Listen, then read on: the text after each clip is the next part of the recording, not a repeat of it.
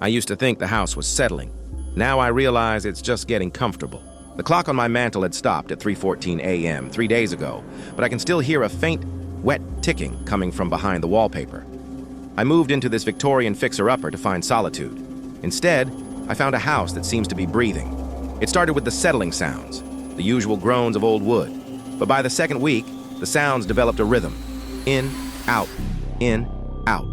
Tonight, the air in my bedroom feels thick, like I'm inhaling invisible wool. I flipped the light switch. Nothing. The bulb didn't just fail, it felt like the darkness in the room actively pushed the light out. I reached for the flashlight on my nightstand. As the beam cut through the gloom, I noticed something new. The floral pattern of the wallpaper was shifting. The blue lilies weren't just designs anymore. They were curling, their petals drooping like rotting meat. Then, I felt it. A cold, damp weight on the edge of my mattress. I swung the flashlight toward the foot of the bed. There was no one there, just a deep, human-shaped indentation in the blankets. As I watched, the indentation began to move, dragging itself slowly up the bed toward me. Thump, thump, thump. The ticking behind the wall stopped. In the sudden ringing silence, a voice, thin and raspy like dry leaves skittering on pavement, whispered from the empty space right beside my ear. "You're in my spot." I froze.